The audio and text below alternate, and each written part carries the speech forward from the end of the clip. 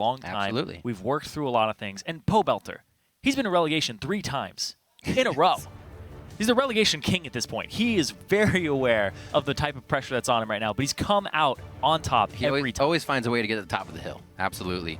We'll see what the bans are coming out as we start this series. We just had a crazy 5-game set going on between Fusion and Team Dignitas, so we'll see what these guys now have for each other. There's going to be very different bans here. It's very top-centric, this matchup, because Avalon has a little bit of a disadvantage against Seraph if we're going by track record and in terms of play style. Seraph likes to take over the game and just dictate the pace from that lane. And we heard Zion talking about TP Smite is going to be the way to go. Shyvana immediately off the field. Yeah, and if we saw the way that Winterfox was kind of using Avalon's position in the top lane, it was more of a Dyrus-esque support player, something consistent, a Lulu, a Sion, a Maokai, something he can just be a beast on. So we'll see if that organization with Helios, the jungler and the top laner, will come to be for Winterfox here. Gragas quickly picked up for Kez in the jungle. We've seen him before, coming from Cloud9 Tempest over to Complexity and the likes. Now here with TDK, he's one of their shot callers, picking up Gragas. And Kez has improved a lot since we last saw him in the LCS. Yes. He was playing pretty much Elise, and then he wasn't having all that. That's true. He wasn't having early game pressure unless he was on Evelynn.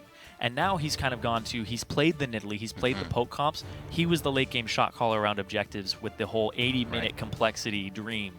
And now he's had a more proactive style, and Gragas is going to fit him perfectly for that. That new band, very nice against Helios. If all of those have kind of quickly gone away, both teams knowing what they want to take away from each other here. And like we said, a little bit of that top lane, and the junglers getting that pressure as well. Urgot, nobody wants to see Alex with that. Yeah, especially since he can dominate the mid lane, and that's the second carry on TDK. Yep. And exactly. something interesting to note is we give them side selection on what side they want to play. If you are the higher seeded team, we give you games 1, 3, and 5. If you're the lower seeded, you get 2 and 4. Everybody chose red side for every game. So everybody wants that last counter pick. It's so pivotal. It really helps out. And you have multiple times, even in the past games we just saw the series, the best of 5 series we just watched, it goes to different positions, right? Sometimes the AD carry is the one to protect, figure out which one will be best at the end. Sometimes the mid laner wants it, right? And Shifter would be the one, or Huhi. My guess is it's going to be you get yourself something in that mid lane for Winterfox, and then for TDK, it's either mid lane or top, depending on what's left open, because they want a priority pick if it's left for them, like the Shyvana, but the Mundo top, that's something you can also run TP Smite on. And it's true, you can. And Seraph has played a lot of Mundo. He had amazing performances on it. He played it alongside poke comps typically before, back when Kyle was playing Jace on the team. Like you were saying, he's on the Gnar TP Smite too. Exactly. So. He just tries to take over the game. The Gnar TP Smite, when he was playing its enemy in the finals on this stage, was actually a really good performance. And you don't see a lot of Gnar TP Smite. He was just trying something out and it worked. Sometimes you get in the head of your enemy. Right now, the skirmish squad, it looks like TDK is putting together here, able to fight for quite a bit and do it with a good amount of speed. We'll see how Winterfox can control that so far. Good kiting ability here, good protection and safety in that Maokai. A nice pickup in Nautilus and the Rek'Sai as well. See Helios going to try to go a little aggressive this game and see what kind of pressure he can produce with that Rek'Sai pickup. That's a really good bottom lane right there. A lot of early game pressure from the Nautilus combined with the Kalista. Waiting on what they lock in for TDK support, but the Mundo into Kalista has a hard time killing hefty tanks like Mundo. He's going to get himself a Thornmail. He's going to have so much regeneration up in her face, and the problem is you don't build crit on Kalista typically from the builds that we've seen. We have seen IE typical builds. They do it a lot in Korea. Here it hasn't been as popular or as prevalent, so killing this Mundo is going to be a big task if he gets ahead. And that's the worry here, is that TDK might be able to expose that top lane of Avalon and get a snowballed advantage from there that then Altec has to deal with. The caveat is Winterfox can lane swap it and then put Altec up against Seraph, keep him on lock, but then it's up to how good is Alex Siege now, and can he stand up against Pobelter in the mid lane? That's true. I like that mid lane matchup. I feel like it's like the Clint Eastwood to the young person, and he's like, get off my lawn. This is my lawn. You can't be on this grass. Get off my lawn. It's the old veteran versus the now older. I remember when Pobelter actually wasn't old enough to compete in That's events. how things work. People get older. But yeah, that's going to be such a great matchup in the mid lane, and really going toe-to-toe for those guys. It'll be something we'll keep an eye on throughout the entire time. And it does look like with the last ban, they do give it over to, or pick rather, to Pobelter for that counter. After seeing now the Corki and the Morgana being picked up, looks like we are going to get Alex Each on a Corki in the mid lane. Yep. Corki mid, Trinity Force into Luden's Echo. We'll see what he does. If he does end up going for an AD build or an AP build at that kind of divide, where he ends up going with it. But that's the thing, is this is not a champion that if you thought Alex Siege a couple years ago, you would never think Corki mid, even if it was a meta pick. No, it would have been Galio, Rise, or Mordekaiser. But then when he was really known for his Kha'Zix, he was known for his Assassin, his Zed. Oh. Those champions aren't as good right now in the meta, so he has to pick things up like this, and that's the test here as well for Alex, is has he adjusted to this meta? He struggled with it when he was in Europe in the Challenger Series, and now he's up against Pobelter, who's comfortable playing an Assassin into that. A lot of times we'll hear some of these high-profile and players that we've seen at the top of the list. We even saw High say it recently, if they ever take a bit of a break or a hiatus, that the meta leaves them and they're not able to catch up again. And sometimes that's what players face. Right now we're going to see if everybody has gotten everything under control here, coming out of the Challenger Series and now trying to keep themselves in the LCS. Winterfox is about to face off against TDK. This matchup, I think both teams now out of Champion Select have gotten pretty much what they wanted. The bans were very fast and the picks slow, but it looks like everybody's got some good comfort champions. As the teams take to the Rift now, remember to share who you think is going to be taking this series, guys. It is always that portion of the time where you guys have to vote onto Twitter. So remember to send your hashtag TDKWin or hashtag WinterfoxWin to @LOL Esports, and we'll tally those up throughout the games. As always, I'm sure the coaches are always now fidgety as they get to the backstage, or like, I can't do anything. I've said my last words. It's now up to the team. You always hear that about parents watching their kids play sports. I wish I could do this. I wish I could do this. But it's all over once they get on the field. It's all up to the training they've had coming into this game. Let's see if TDK can get themselves into the LCS, and let's see if Winterfox can prevent that from happening, keep themselves alive. The last time that we saw Winterfox, or at least TDK, on this stage, Smoothie, the guy who had no LAN experience, was really excited to get here, no professional play before this, performed extraordinarily well for a rookie on the stage. And now he's back, and I want to see if he steps up. And now TDK, they were typically a team that was speaking Korean to each other. Kyle, Seraph, Kez, and Louis GG all communicating in Korean, with Smoothie being the guy left out. He ended up being a huge asset for them in shot calling, and now the team is speaking English with Alex in the Mitch, and Louis GG is the one who is left out. It's something that you kind of consider, I would say, as somebody who isn't constantly listening to team comms and whatnot. You're like, why can't it just be a few words that they know? You know, it's Ward, it's Ping, it's MIA. And it seems that, you know, once the teams find out what they want to use, that's the way it needs to happen. It's not as easy as just saying it. We've seen the communication be real trouble for teams throughout this season. And we also saw a lot of roster swaps back and forth. Winterfox now kind of controlling this team for at least the past few months. They've had some time off here to work with it, so hopefully we'll see that this composition itself has come together and their communication is now there as well. And I'm looking at the team compositions. Winterfox has drafted a little bit of a skirmishy composition here. Rek'Sai, Kalista, Nautilus, all these guys really, really good. LeBlanc, great skirmishers, great 2-on-2, 3-on-3 champions. And then TDK's really doesn't work unless they're all together. Right. It's an AD carry kind of siege composition. Gragas will apply some wave clear on top of everything, but they need that wall. Seraph did take Smite this game on Mundo. Yeah, he did. They're looking to group up. They're looking to split push 4-1. And then siege with the AD carry, siege with the wave clear. And the wave clear of Winterfox isn't actually that good. That's the suffering part here for them, is they're going to have to get a Runan's Hurricane on Altec, and that's their main source of wave clear, aside from Pobelter jumping in and risking his body. Yeah. We do see that TDK made it top to freeze that wave. It did not happen that way for Altec and Glebe in the bottom. They got there a little too late, so we'll see how they adjust to those. Smoothie getting in deep here to make sure he can get some early wards and maybe even a roam over towards this side of mid. But they do see him, so we should see Pobelter staying safe here. And it is a lane swap, like you said. So Avalon is going to have an okay time. Seraph has the smite, so his jungle clear is fine. But once again, it's how self-sufficient is Alex on this champion without any jungle assistance for a long time against Pobelter, who so far has had, despite Winterfox not having an amazing season, Pobelter's had consistent seasons of being a really good player. Ever since he got in the LCS, it's always like he's a good player. It's just he's always struggling with what the team that he's on is just a little bit like coming together. Right. Like EG thrown into the mix. Everybody's still trying to come together. Now it's Winterfox. All right, let's jumble everything up. Try to come together again. And the guy's just had to be in this spot many, many times. Absolutely. Back to that, but he's always delivered. There's different, I feel, kind of things pulling at this team in games. Who's going to carry this one? Who's going to carry this one? And Helios can sometimes fit that role, and Polebelter sometimes can. And I think trading off of that hurts them a little bit in the organization of what they want to do. Having Polebelter on the big threat this game, we'll see if they can keep that coordinated. Already putting great damage down to Alex Each in the mid lane. He brought some biscuits so he can keep that harass up nicely and just keep eating some cookies. And it's working. Right now, Alex Each getting his farm, 19 to 18, but that harass is definitely going to make a gank a lot easier. May not see those ganks for too long.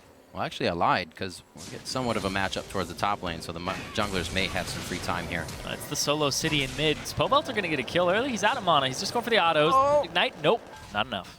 That's what chugging a potion gets you. Alex Each stays alive, but the pressure now coming from Polebelter in the mid lane. How are they going to relieve this one? He's up ahead now once he starts clearing these, and then he's going to be able to pressure the side waves. Helios already to the top side. Zyrene onto Smoothie. Not something they expected. They had this lane frozen and then started going completely aggressive without vision. Yeah, look at that squad, though. The Nautilus, the Maokai, the Rek'Sai. That's so much lockup for hitting a support, hitting an AD carry. This gank roaming squad that is full of skirmishers is so potent early on. Yep. Maokai point and click, that guy's dead. Easy pickup there once they had overextended. Already, that pink ward 4 minutes allowing them to get in nice and quick. Kez had gotten the Scuttle Crab, but that was not Helios' path. So that first blood nicely goes to them, and quite a gold lead there, as there were quite a few people involved in that situation. Yeah, the presence of mind to buy that pink ward and place it down early around your route so that you know you're not being scouted through there is really to the detriment of TDK not warding it up. I was just about to say, where is TDK actually going to use theirs? Kez with a very nice double deep place. He got one just behind Wolves with that pink. Actually, just going in hard, and then he got a vision ward inside Wolf. So really trying to figure out what Helios is. Don't want him to be able to control more of that snowball for his lanes. And already got that ward down in the bottom lane to see him. Yeah, they see Helios here looking to affect the side lanes. Seraph is CSing decently well in this lane, but he's having a little bit of a harder time than Avalon, especially with that relief of pressure in the top lane, and that could be big. Getting Avalon ahead so that he can deal, or at least go even with Seraph in trades later on.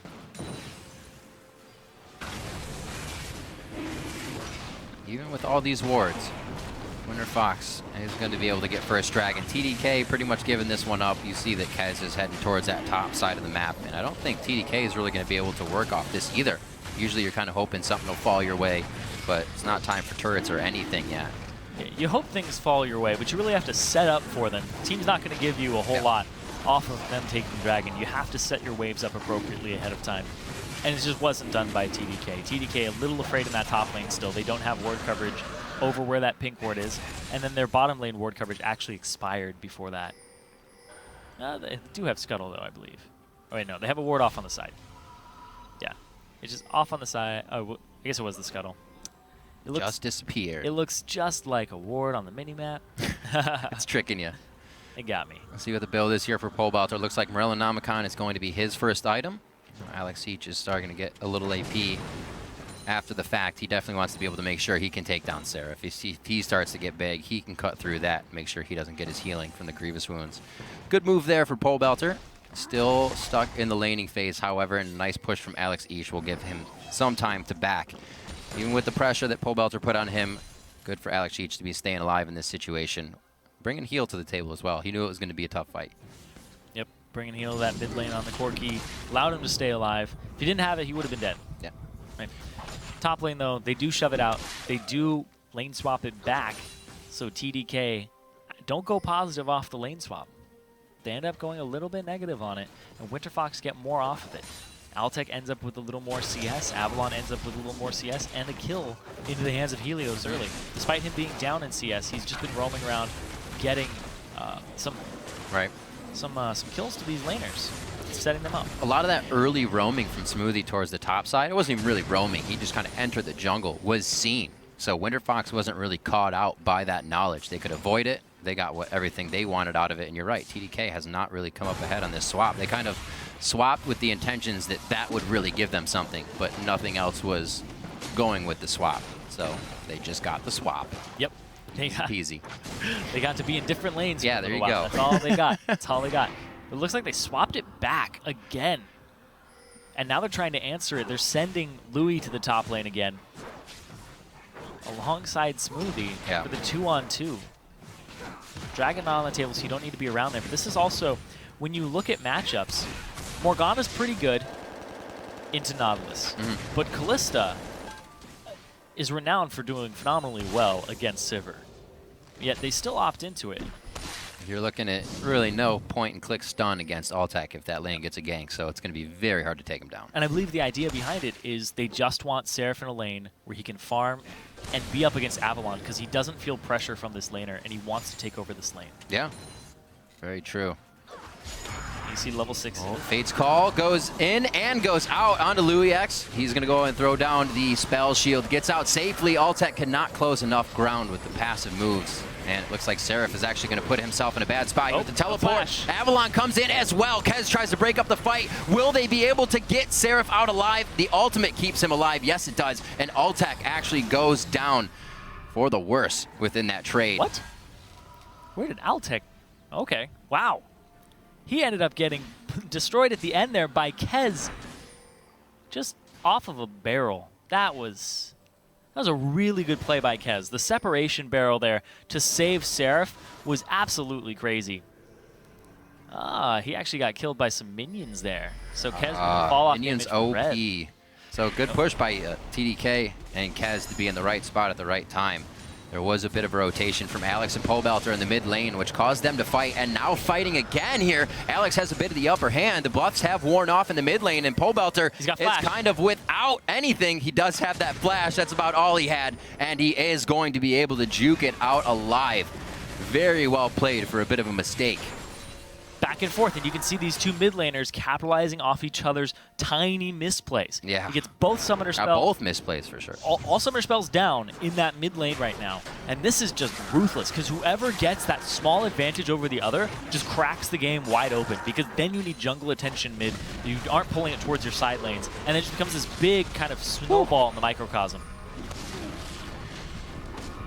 Nice chunk of damage done by Avalon here in the bottom lane. Seraph forced to use that ultimate, and he can get on him once again. Avalon can probably do push out of lane damage here and leave Seraph wanting to teleport back somewhere, which is down. Kez again trying to provide in a pressured lane here, but Helios getting there just ahead of time. Nope. And Kez just got that cooldown back up. Not afraid to use it. It's not too long. Yep, pouring out one for his homies there, making sure he doesn't get locked up by Avalon. If Avalon had taken 2 steps forward, may have been able to land the root, so it was a good zoning ultimate there. Yeah, the fact he got that kill off of just a red buff hit on Altec was really big. And Kez's previous barrel, I want to jump back to that because it was just so good, because it saved Seraph and it also set up the kill onto Altec. And if he can continue to land barrels like that throughout the season, that's kind of, or throughout the series, it's something that you don't really bank on too hard. And we're going to see it again here. This is just so good. The black shield from Smoothie to save the root on Louis. Altec overextends. The TP comes in, and they're wrapping around. But here comes Kez from behind. They pull everything onto Seraph, and right there, Seraph gets locked up by the knockup from Helios. Look at that. Boom. Pop, pop. The red buff tick, the W, took him down just enough. And that's why I was so confused that it happened, because he was half HP last you saw him. Well, it looks like it might happen towards the top lane again. Helios trying to now give some kills over the Altec, but I don't think he was ready for that, and it's forcing a flash there. Not something that you want to have happen. A bit of miscommunication there. Helios is going without the confirmation of the team once again. A little too hard, but that pressure says, Kez, we need to get out of here. No. Shoving the wave to the turret here. Alex is actually going to let some creeps die to this turret and get a CS advantage for himself over Pobelter. So good in the mid lane, or so far good in the mid lane, I should say. Like we were saying, Alex was pressured out, but he's doing okay. Kills towards Altec in the top lane is exactly what Seraph wanted to get. He was saying him and Pole Belter are going to be a big factor for this team in CS, the KDA. Altec's a machine at getting that CS, he said, and still with going down, he's up just by about a wave. Both junglers in the top lane. They didn't see Helios with that. And they went aggro. Oh, here's Kez. Right past a shield on top of the black shield for Louis XGG. Keeps him alive. Helios in a bad spot right now because of the moves from Kez, and he is again in the right spot at the right time. Smoothie got him with a binding, too. Yep. They didn't know that Helios was up there, and they ended up thinking, this is the lane that has a turret that's almost dead. We should be here first, and that's an advantage for TDK. They lose their bottom turret, though, just because Avalon has a CS advantage here, built off the lane swap, and Seraph's still trying to play catch-up. And Seraph may die. Glebe coming down just off the edge. He cuts the pie on any of the anchor toss there, but as Glebe gets around the corner, it's the depth charge. It's going to lock him up. This should be enough to take down Seraph. Oh, Avalon! What? Oh. What is the team doing on the other side? They're going ahead and giving blue over to Alex each. And they're going to try to repair things up. Great move so far by Kez and just the team of TDK. The wards that he placed, that pink ward, and still, it was just walked by Helios, right by Wolves, has continuously told them that Winterfox isn't on the bottom side. Kez could be on the top for counter ganks, and baby, it's been working out. Yep, and this is going to be the second dragon going over to Winterfox off the vision and off the play on the bottom lane onto Seraph. He does have his TP, but by the time he comes up, it's going to be rended away. And the big thing here is both junglers are prioritizing vision, and we're going to see so many wards this series because Kez, he gets his Sightstone before he even completes his Bammy Cinder. And then Helios, he's just matching suit. He's also prioritizing that vision for his laners because Altec and Pole Belter are the carries. This is not, these are not teams that use their jungler to carry the game. They use them as vision bots and people who are going to set up their laners to just carry later on. Helios, he does have some standout performances, though. I will say that. But as the meta has shifted more towards tank junglers, we're not going to see as many from him. What about seeing Essence Reavers from Louis XGG? Oh, man. That is... What? Whoa, whoa, whoa! It's going to be good. Okay. So, Louis XGG, he was on Jin Air as a sub, and the first game he went in as Graves, he got a quadra kill and was named MVP of that game. So, MVP in Korea for one game. I don't know if I should question it, but I'm going to question it anyway because Essence Reaver, that item is. So does that mean if he wins now, he gets MVP for Essence Reaver? It's not good, Rick. I don't know. He's 101. Not looking good, He's 101, and he is trying to get a lot of mana. He gets so much mana with his Spell Shield and an Essence Reaver now? Did you see him up top out of mana? He's fixed that issue. No, I didn't, because he has that. Yeah. Okay, we'll see if it works out for him. It kind of puts a hindrance on the damage there. It does give him a little bit of CDR, and if he's going for some poke, he's going for the Q damage. It's the same damage that he's going to get in the siege situation as he'd get from a Bloodthirster or as he'd get from an IE. Because it's 80 damage no matter what. Turrets don't care about your crit. It's got 10% life steal, and it does give him turret damage back. You got still. So it allows him to stay in siege situations where he can continuously wave clear and shove Winterfox in with their lack of wave clear. All right, we'll see if Louis XGG has the essence. See if he can do it. We're coming up on 17 minutes, only 2-2. First few kills came from a few skirmishes in the top lane, back and forth with the junglers being involved, so Helios and Kez definitely knowing that they have to get themselves in the right spots at the right time, and so far Kez has been able to pull the team back into this one nicely. They're grouping up right now to try to punish the lack of wave clear and just shove waves out, keep things under control. There is a big wave bottom that they need to catch, so they can't exactly group up in siege just yet for TDK. And Winterfox, they're going to have to deal with this. But here's the thing is Altec, he realized he's not going to be able to shred through the Mundo without the IE. Yeah. Let's talk about those builds where they aren't as common in North America. He's going to go for it here just so he can get through these tanks and have that crit chance.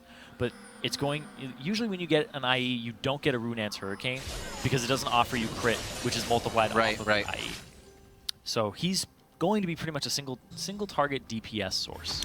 Very interesting to see how many different builds kind of a Callista can take. And really on her own choice, right? Yeah, he's not going to offer the wave clear either if he doesn't get a Runeance Hurricane. This is a very low wave clear, catch you out skirmish composition from Winterfox, and TDK is all siege. Winterfox, a bit of wave clear. Siege team. Pobelter can get those distorts in, but not a whole lot. We'll see how they actually are able to take the approach to turrets here from TDK when that time comes. 2 Dragons so far to Winterfox, as Helios has been all over that. Something we've seen, you know, even during the LCS season. They were pretty, they prioritized quite well, I should say. So they keep that going here throughout this tournament. See a little bit of pressure come back for Dragon in about 5 minutes. A little bit less here as Winterfox tries to gather towards the mid lane. Interesting. Doesn't seem like they're going to get too much out of it. TDK are going to have to play the rotation game pretty well. Yeah. Because they have to deal with the Rex side coming up to waves. They have to be able to force turrets down and kind of capitalize off of bad back timers. So they can force people back. True. They'll be able to shove a turret very quickly. And Pobelter is the main wave clear source. I was off on Dragon. It was 2 minutes. 2 minutes. Okay. 2 minutes. It's even closer. That's what I like. We get the action out. See where these pink wards went. I just saw a ton in the inventory recently of Winterfox, and they've actually put them on their side. More defensive than they've gone offensive here, so I guess it doesn't feel like they're ready to push forward and be able to defend those wards. Definitely telling of how they feel and what they want to get out of this next objective fight. The pink wards are sitting in the inventory of TDK, however, and they are placed defensively as well. And when you don't have vision of these areas due to those pink wards, you always have to take account of where Avalon is. He has the Righteous Glory completed. So if he's able to start the fight, TDK, they're going to have to kite backwards. Kez will have to barrel, but also they may have to pop defensive ultimates, and you don't want to do that, especially when Dragon is a minute away.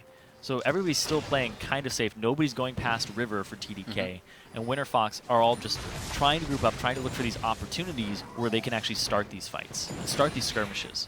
So now we've seen a few Smite kind of TP junglers actually, wait a minute. Yeah, top Could laner. actually have no initiation here. Okay. Didn't decide to Sivir ult. They were just going for the pressure, but I was going to say we've seen a bunch of top laners kind of go with TP Smite. Where is the spike for Mundo here? Is it kind of the same thing, just when he completes it, use them? How do they use the Mundo with this? Mundo takes a little more time to scale up than most TP Smite top laners. They get TP Smite and they're like, oh, I can duel you and auto-attack you to death. Right. Mundo, not so much. Mundo is around a little bit further than Shyvana, because Shyvana turns on after you get it and then have one more item. You can split push really easily. He needs one magic resist item and one defensive armor item as well to go along with it, to supplement it, because then the fact that he's healing so much up while reducing your damage, and he's not taking just even more on top of it, is really good for him. So that's around where he turns on. So it's going to be a while before Seraph hits those points. A lot of things to supplement, or I say complement rather. Oh, good boomerang damage onto Pobelter. He has blue though, so he can definitely stay safe with some good distortions here. And the Mimic if he needs it. Seraph coming in from the teleport over the top side. Kez with a very nice explosive cask, and I don't know if Pobelter's going to be able to deal the damage he needs. All of Winterfox is in retreat right now. TDK gets a great fight. Pobelter tries to find the backline, and he actually positions nicely with Avalon, but there's still no re-entry. TDK, like you said, Irene, is just staying in this death ball. You are not able to get away from them if you're in the middle. That's a 2-for-1, and TDK forced their ways in with the team fight composition. I was talking about how Alex is going to be pretty safe. Louis flashes forward to get to Altec, and he's like, eat my Essence Reaver, man, because he did barely any damage, but he chipped away at him so long over that fight. And that's the sustained damage. The Sivir alongside the Mundo is going to be able to run people down so easily. Got it. Louis XGG is an amalgamation of Cutie Pie and Genja. He's just going to do his own thing. Oh, whoa! Another trendsetter. Whoa, Smoothie! Not so Smoothie. He goes down to Pobelter there. Easily played. That he didn't even have vision in that brush itself. He played that through just being in the mind of Smoothie after he walked on a ward. So Smoothie actually sweeps the ward, doesn't leave, and they don't see him leave. Or like they don't see him go anywhere. Yeah. So Pobelter assumes he's in there and just bops him. Sometimes when you assume correctly, it works out. Neither person is of such. Yeah. The flank from Seraph here. Glebe pops his ultimate off, and this is another good spell shield, black shield from the bottom lane combo, but the depth charge does nothing. Everybody's so low now that they're trying to kite backwards. Pobelter jumps in for Kez, and then Kez leaps away. He ends up going back in, which baits Seraph into turning, and he actually picks up Kez off of this with the flash W. Kez was pretty much safe there. Alex velking forward to get what he wanted. We'll have the push now towards the mid lane. Looks like Kez is going to get those resistances on.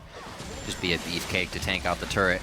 So TDK now starts to group their 5 here. This is kind of what they were waiting for, the moment when they could do this. And they really, right now, have Winterfox kind of in a different position. The wave is going to give Winterfox a bit of time to get back here in mid, but there's still going to be damage to this turret. Yeah, this composition's weakness is wave clear on Winterfox, and TDK have a huge wave clear composition.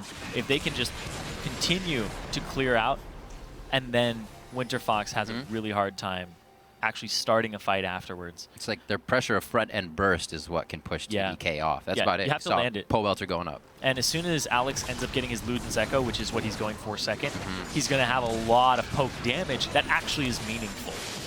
It's not just wave clear at that point. Yeah. One thing that's been really hard for Winterfox is, like you're saying, everything's working for TDK. The black shields are stopping the depth charge. Kez's explosive casks have been on point in distributing the members of Winterfox in the right spot to be killed by TDK. And Winterfox just can't recuperate in these. And even before this, we heard Seraph talking about the CS machine Altec. Yeah. LuiGG's ahead of him. He's been ahead of him pretty much all game long. He's beating the CS machine. And I talked about it a bunch when TDK was playing Enemy in the finals. LuiGG has been getting exponentially better throughout this season. He was very uneventful at the start, and now he's actually come online, and it's been really strange to watch because usually you're like, okay, I have a read on how this guy's going to play. And then LuiGG just comes out of nowhere. It's like a different tendency. Yeah, it's like a different person showing up. I want to go look at his match history, see if he's ever built Essence Reaver, and then copy his builds because they seem to be working. It's like, I think this is the game. I flipped a coin before we got in. This is the Essence Reaver game, and everybody said, okay. But the thing is, the team has to be on board with this as well, right? They got to be cool with it. You're not just like, dude, what did you buy? No, you're just like, I got my IE. Let's fight, guys. I got a new skin for my IE. Look at it. Alex going to pick up blue if it doesn't reset another time. It's going to be a tough one. The Battle of the Blue. Alex wins. All right, moving on. He's going to have to get to the mid lane. Good tunnels here to keep an eye on from Helios. He can definitely get into a peculiar spot for Winterfox and be trouble for TDK. This bottom lane is actually going to be very interesting. Altec is pushed up a little bit. He does have help, but oh, there's the binding. Oh, and on the soil as well. All the damage to come in as necessary. Altec goes down 0-3-1 in this game. This is huge for TDK. Winterfox picked TDK, assuming they would have a mid lane and a bot lane advantage. Alex Seach is in for Kyle. That's completely foiled. And now Altec is 0-3, down 20 CS to LuiGG, who's 2-0-3 right now. And we saw the lane swap for TDK not actually work completely in their favor, right? They were somewhat able to repair that. I wouldn't say anybody had a gigantic lead coming out of what happened in the lane swap anyways, right? But we can say it didn't work out for TDK. They came out very even, and they somehow have now started to find that lead. Make sure that Kez is in the right spots at the right time. The dragon fights have been fantastic for them. And now 2-1 in those. Only going to have to be worried about that as we get to number 4 for Winterfox. But right now, those dragons should be going in the favor of TDK from here on out. And we got 1 minute for the next one. And I can understand, talking about the lane swaps that you were talking about, the idea of lane swapping, because TDK, it's kind of been a weak point for them because Smoothie has no competitive experience, and it kind of showed when they got ganked through a pink ward top. He has no competitive experience, but he's having a really good time learning, and he's picked it up so quickly. This bottom lane is actually very surprising today. They are showing up. Definitely something that needed to happen for TDK. A glaring spot for some people to look at, as well as what would happen, you know, with Alex in the mid lane. Would he be able to adjust with the team in a time? He's been a sub on the team, but it's not the same. We saw what having a sub at an AD carry position kind of did for Keith, and back and forth with Piglet. Subs don't always work out. Yeah, it's something you can't rely on. You can't be like, Louis, you'll beat Altec by 20 CS in the game. It's kind of something that's being handed to them, and this is handed to them too. Pole belter. Oh boy, that's the clone. He gets out alive on that one. Very, very scary stuff, but Alex still in Alex Each form from the old days, ready to go in on the fights. Yeah, he is beating Pobelter right now by CS. Pobelter has not given up a kill, and they haven't given up huge advantage. 101, they're both When great. you shove him out of the lane like that, you're still healthy. You leave up the dragon. Seraph's got to TP into this. Oh, that wasn't even the smite to have it go down there. Helios Avalon's a little too far forward. They don't have Pobelter. Helios isn't really helping on this side either. They're kind of just not worried about him. There's zero pressure to come from a few members of Winterfox, making the fight easier for TDK. A flash over the wall from Louis to get himself to safety and stay with the team. Great positioning here from TDK as Winterfox tries to clean up a late dragon fight, and now they are running for the hills. That's going to be 4 members of Winterfox going down, and a triple kill to Louis GG. The fact that Winterfox were banking on Altec to be this machine for them, it is not working out this game. And Louis is just cleaning house with an Essence Reaver. Yep, we're seeing as well Seraph getting too big, going for that Warmogs first. No pole belter is going to be able to chunk him out immediately, so he is almost now not a target that can even be hit until he's the last guy standing. That's how it should be, but I'm sure Winterfox is hoping they can clear out these TDK members faster than that. Baron. That is not the situation, Irene. Baron is going to be going over to TDK here just 28.5 minutes into the game. They clean it up with no contest after that dragon fight. Very clean, easy Baron for them too. Like you said, no contest. After picking up a dragon, Winterfox going to this. Pobelter's not there yet. He's not there to jump in and give his damage. They take Avalon down to half, and then they ignore him. They go after Altec. That binding over the wall on the Callista, who's leaping around, and then Kez comes over for the finish. Seraph is still alive right now. He is running around, and nobody can kill him. And then Altec has to lives. Avalon gets pushed out of the fight. Altec is dead. Their main source of damage is down. Pobelter gets taken out. And TDK's target calling, their focus, is really good. Kez is blowing flashes. He's coming over the wall, throwing his cast just to get to Altec because they realize that is what they need to do to win these fights, and they're executing it phenomenally well. And Seraph just jumps up to his Spirit Visage as well, making him pretty much unkillable at this point in the game, especially when he throws that ultimate on. Pobelter doing what he can to pretty much squeeze out the last drop of this turret. They can't clear these waves. This composition already sucks at wave clearing. They're not going to kill these Baroned up minions, and Pobelter's the only one who even stands a chance. They're going to lose an inhibitor off of this in trade for their tier 2 bottom. Real rough, because they have not, on the side of Winterfox, broken the middle turret of TDK either, so that makes it very hard to switch to either lane of the map. You have to go all the way through the river or behind the buffs, and they are not getting anywhere too fast. We'll see what they can do to start repairing the bleeding here. Winterfox maybe think about game 2 already, but there's still a chance that they can just kind of keep it going and hopefully get some more items in their pockets here. Yeah, it's 5K up, right? It's a tiny gold advantage, but that's lying to you right now if you're watching at home, because the composition that's drafted for Winterfox is going to have to deal with super minions for a long time. Right. TDK loves siege situations, and if you can siege a different lane, you're going to start having turrets fall into your hands, even more gold. This is going to jump up very soon to be around an 8K gold advantage if they continue to take these outer turrets just off of rotations. Seraph, he doesn't have his TP just yet, and that's an opening for Winterfox to use their TP, but even when Seraph isn't there, this composition is still very strong right now. They'd have to capitalize on it with Burst, and look at that. Block out of the Iron Solari already finished up for Kez, and Pobelter just kind of tickling him a little bit. It's really strange, too. They last picked this LeBlanc into an already tanky composition. Oh, very tanky, yeah. Right? LeBlanc cannot kill tanks, and that's why we don't see her so often. She goes after squishies. There's 2 squishies on this team. They're damage dealers on TDK. But Seraph, he's becoming a damage dealer with how long he lasts in these fights and challenging Smite. And you're not going to kill this Mundo. He just heals so much, and he's prioritizing magic resistance and HP, the hard counters to LeBlanc. Smoothie with a Zanyas as well on the Morgana already here. He's just like, I need a first core item. I'm not even going to upgrade my Spell Thieves. Don't worry about it. Yeah, a lot of people don't go for the upgraded Spell Thieves. Right, or just sell it later. Yeah. Absolutely. They're like, I don't need that. Gold generation, I'm getting enough from these kills. Great pressure here coming in. Alex Ish also haunting guys a little while back that he threw in after he had some more money, more pen, more damage for him. And it looks like with the blue buff, they cannot do much. He also is sitting on a sorcery elixir to make it hurt that much more. And Winterfox is kind of, I don't know, thinking of what they can do. They're getting engaged on both sides now of the fight, getting flanked on one.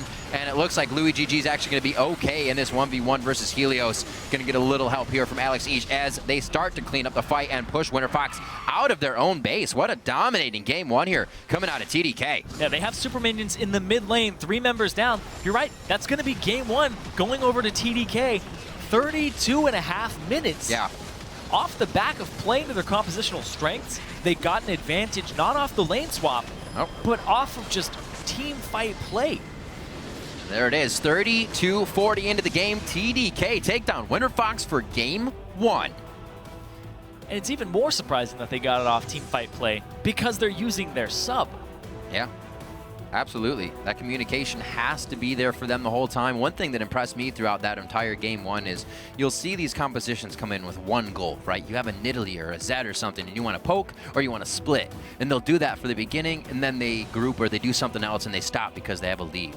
They grouped and they stayed grouped the entire time. They pushed down the mid lane and then stuck together again. They didn't go away from what they had initially planned. And that's, I feel, especially big for an up-and-coming team because it's easy to kind of let go of what you have once you have a lead. Yeah, and it looks like what they ended up doing on TDK's side was we know what we're going to do to win. We know our win conditions. We know what we have over them in terms of what our comp is strong at. Yeah. We'll wait for those spikes. We'll play it out there. And I know as strange as it sounds, is Essence Reaver's spike, but Louis GG did 20,000 damage this game. We have the proof. And the next highest was Alex at 14,000. So that's a poke champion on Corki. This guy's getting 20,000 damage off of ricochets in team fights. That's how much they're team fighting. Had 100% kill participation on his Sivir.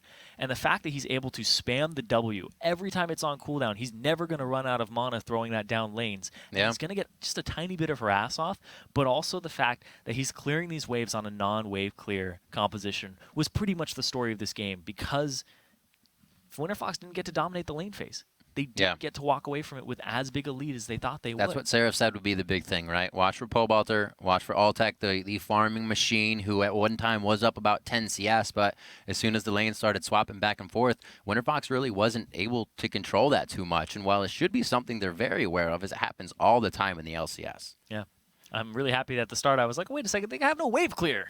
What are they going to do against this comp late game? And he even started building towards another BF sword item, so he may have actually ended up with an IE at the end of the day to get through their squishies even harder. So looking at this composition for Winterfox now, knowing that kind of LeBlanc not being the problem, but also not being the one that could kill the tank, let's look at the last pick and say, what else could they have done?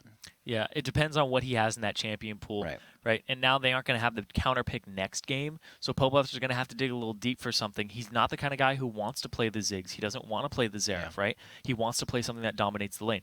Zed has okay wave clear. You use your gap closer to do so, but against Alex, who loves Zed, I don't know if it's going to be the edge that they're going to be able to exploit. I think he's just going to try to kill him in lane. We'll see. It is a best-of-5 series. Game 1 only makes things harder mentally here for Winterfox, but they still obviously have a chance. Let's throw it right now over to our analyst desk for a breakdown of TDK's win.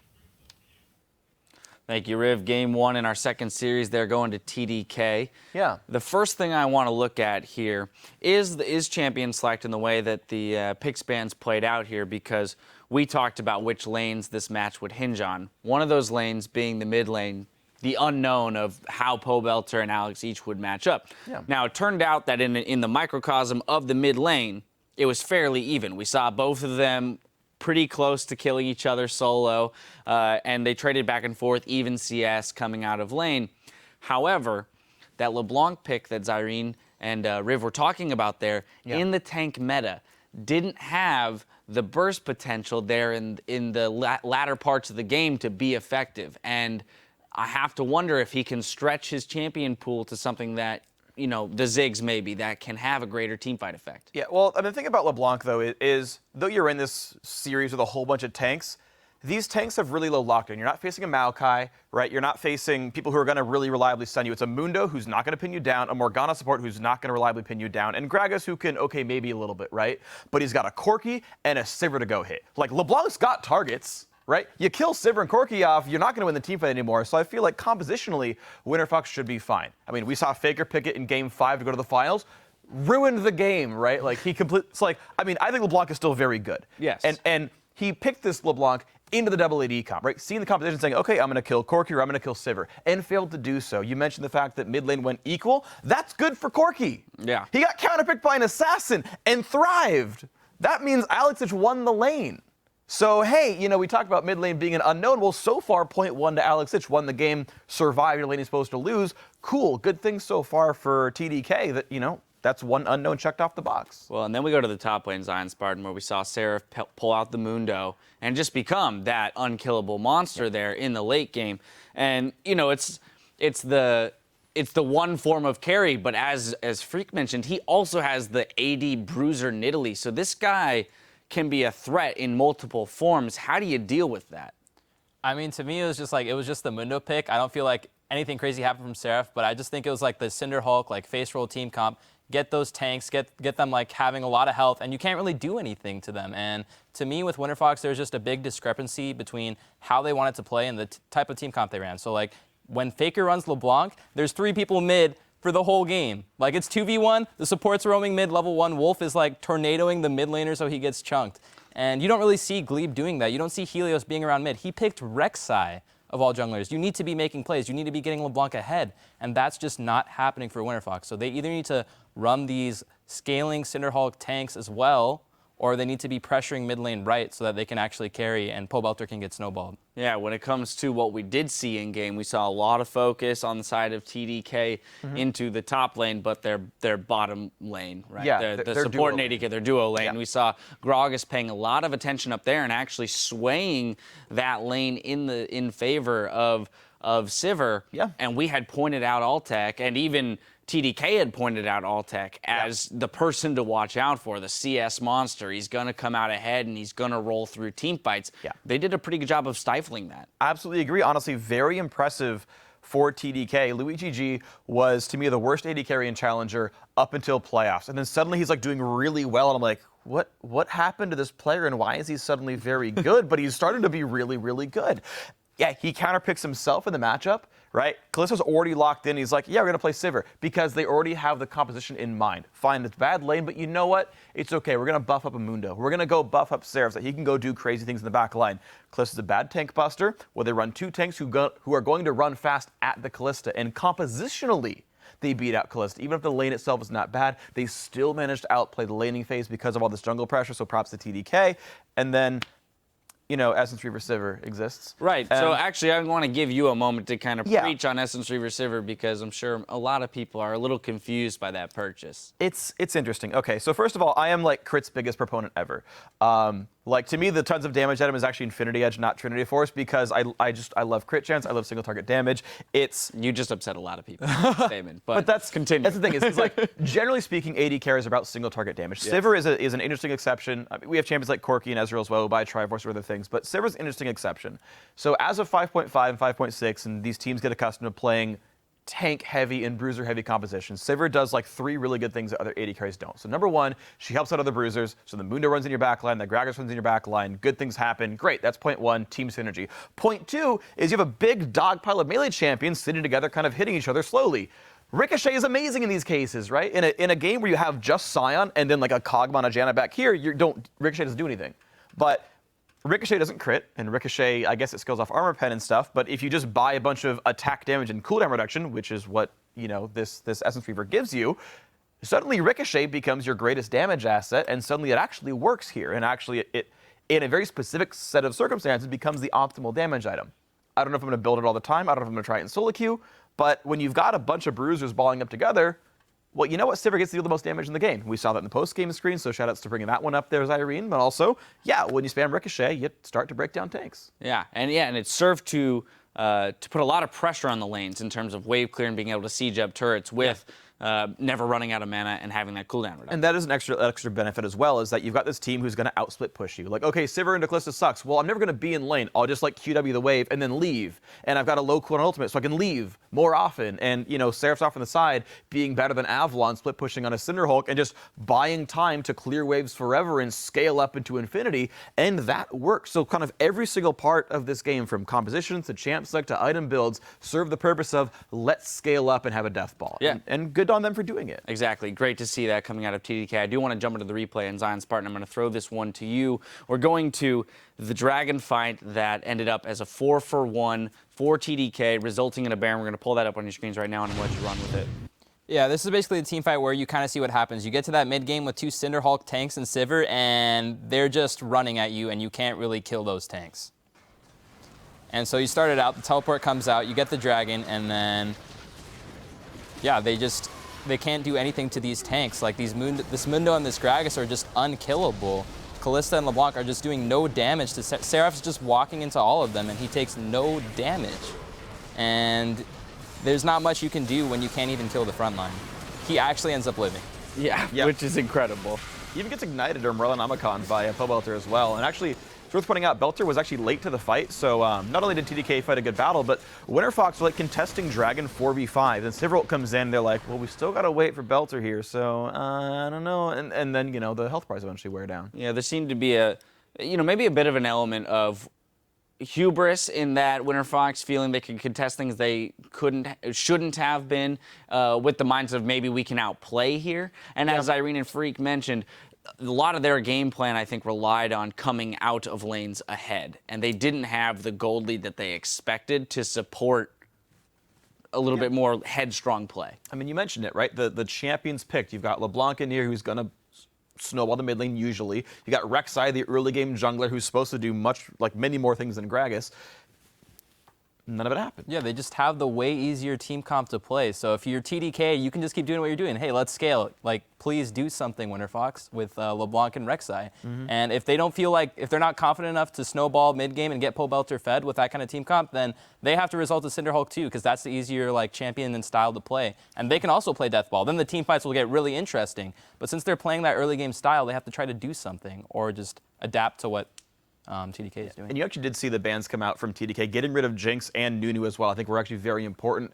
They get rid of some of that hyper carry potential of Altec. It leaves them basically on just Kog'Maw right now, and Kog'Maw is actually pretty easy to abuse potentially in Champ Select. So, you know, the CS Machine Altec, I want to see him get on an actual carry because, you know, it didn't work here in Kalista because you don't build crit on that champion, and it's not Sivir. You can't just do that same kind of thing. Well, TDK opting to go for simple but effective. And if it works, it works. So when we come back, we'll jump into game 2 between Winterfox and TDK. Don't go anywhere. The summer promotion tournament continues after this.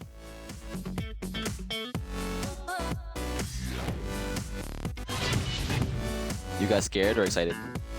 Not scared, I'm excited. Good. Where is Russian? What? Where is Russian? All of Winterfox is in retreat right now. TDK gets a great fight. Belter tries to find the backline, and he actually positions nicely with Avalon. Stun. Nice. Miss. You gotta clip him, man. Nice. Maokai. LB. I got both. Okay. I'm looking at TDK take down Winterfox for game 1.